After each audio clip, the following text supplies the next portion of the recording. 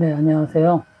오늘은 제가 신생아실 연에 가서 느꼈던 점을 여러분에게 말씀드리고자 합니다. 하루에 2번씩 신생아 연회가 있는데 아내와 같이 내려갔었거든요. 저희가 머무르고 있는 곳은 7층이고 신생아실은 6층이었는데 하루에 2번 있다 보니까 조금 경쟁률이 있어요. 그래서 먼저 가든가 아니면 아예 늦게 가든가 해야 연애 시간이 좀 길거든요. 처음에는 모르고 이제 막 가서 있다 보니까 막 사람들이 막 붐비는 거예요. 그래서 이제 쭉 봤어요. 그랬더니 이제 신생아들이 많이 태어났더라고요. 참고로 제가 말씀드리면은 저희가 살고 있는 곳은 대기업 공장들이 굉장히 많이 있어요. 산업단지들이 많기 때문에 삼성도 있고 현대도 있고 그 이외에 기업들도 많이 있거든요. 그래서 중국에서 제가 보기에는 인구 유입이 가장 활발하게 진행되고 있는 지역 중에 한 군데가 아닌가. 그 정도로 많이 인구가 늘어나고 있거든요. 그렇다 보니까 젊은 사람들도 많고, 그에 따라서, 새로 출산하는 아기들도 많아요.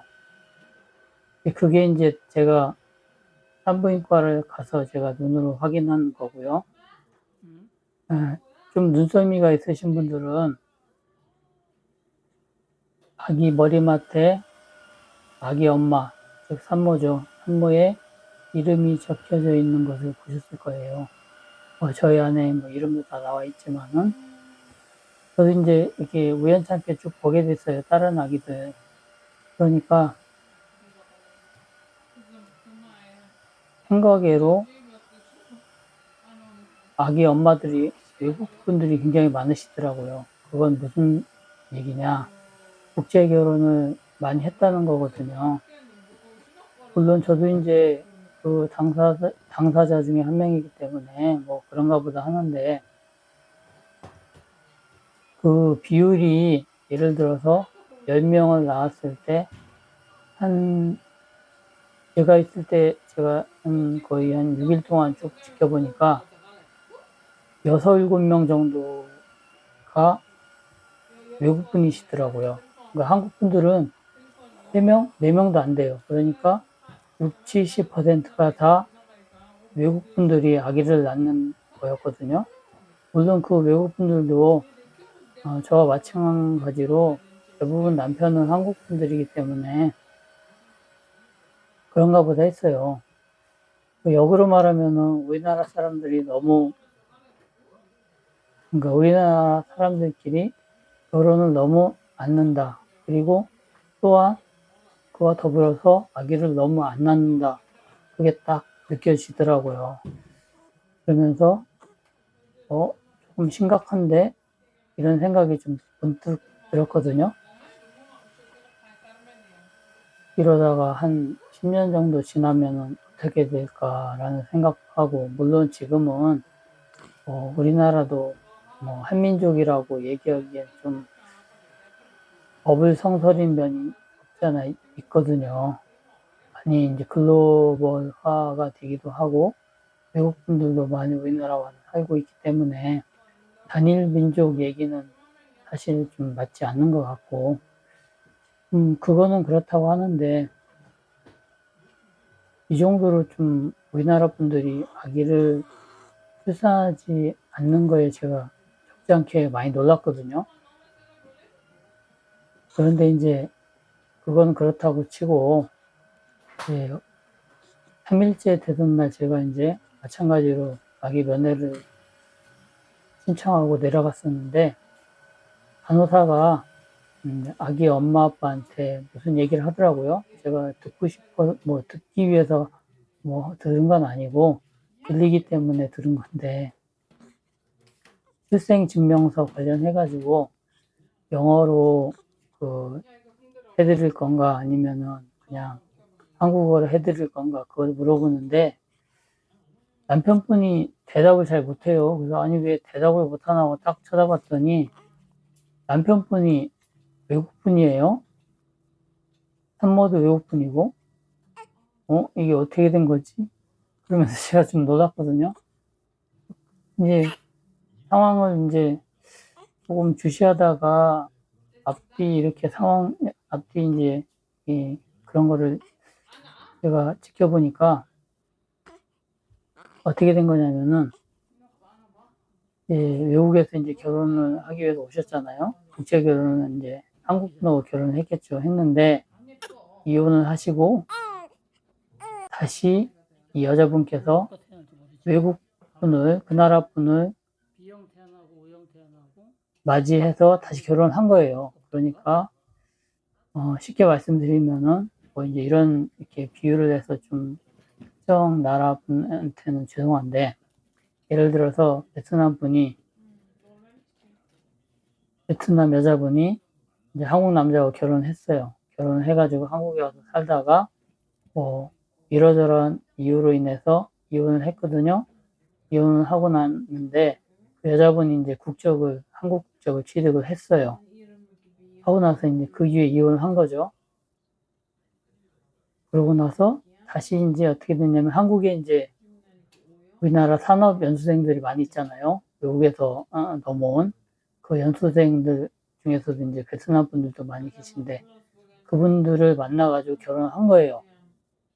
결혼해서 사게 되면 어떻게 되냐면 이 베트남 여자분은 국적을 취득했기 때문에 한국 분이시고 그 외국의 베트남 산업 연수생은 뭐 서류상으로는 한국 사람하고 결혼했기 때문에 이 사람도 이제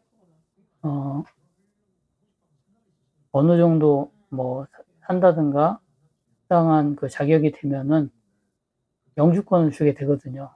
그러니까 한국 분하고 이제 결혼을 하게 되는 거예요. 이런 분들이 이제 많이 계시더라고요. 근데 그래서 이제 언어가 서로 안 통했던 거예요. 그래서 간호사가 굉장히 답답해가지고 뭐 이렇게 쭉 얘기하는 거를 한 5분 이상 쭉 얘기를 하는 걸 제가 들었거든요. 그런 경우가 제가 예전에 잠깐 뉴스에서 들은 적은 있었어요. 우리나라 여성분들 중에서 그 베트남 남자하고 가장 많이 결혼한다 이런 얘기 들었었는데 실제적으로 제가 옆에서 지켜보니까 저도 뭐 솔직히 뭐라고 얘기하기 좀 그렇지만 약간 얼떨떨하면서 어안이 벙벙하더라고요. 이게 진짜 생각외로 굉장히 많구나. 뭐 나쁜 건 아닌데 조금 약간 조금 이미지가 좀 그래요. 예전에는 뭐 저희 아내도 지금은 뭐 한국 영주권만 있고 한국 국적은 아직 취득하기 전인데 예전에는 10여 년 전만 하더라도 외국 여성분이 한국 남자 만나가지고 한국에 들어오면은 한 2년 정도 지나면은 국적을 취득하게 했거든요. 그 자격을 줬었고 사실 그 취득하는 그 난이도가 높질 않았어요. 그래서 굉장히 많이 취득을 했거든요.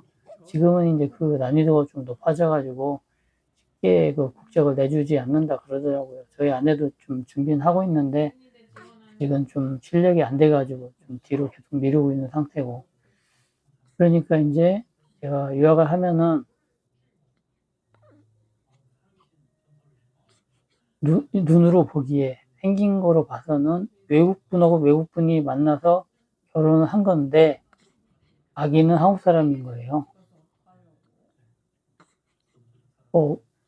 베트남뿐만 아니라 뭐 필리핀도 마찬가지고 뭐 저도 우즈베키스탄도 마찬가지고 이렇게 이혼하는 경우가 생각외로 굉장히 많거든요. 그럼 이혼하고 나면은 그 다음에 결혼하는 것은 자기 나라 사람, 자기와 문화와 언어가 서로 통하는 사람하고 대부분 결혼하더라고요. 그러다 보니까 이 아기들도 뭐 생김새는 저희하고 완전히 다른데 서류상으로 완전히 한국 국적을 취득하게 되는 거죠. 제가 나쁘다고 얘기하는 건 아닌데 어딘지 모르게 좀 약간 뭐가 좀 부자연스러운 건가? 하여튼 뭔가 좀 있어요. 시원하지 않은 그런 뭐 맛이라고 해야 되나? 그런 게 좀 남아있더라고요. 여운이 좀 생기더라고요. 그래서 이게 어떻게 생각해야 되는 건가? 제가 그 순간에 조금 멍해지는 그런 기분이 들었거든요.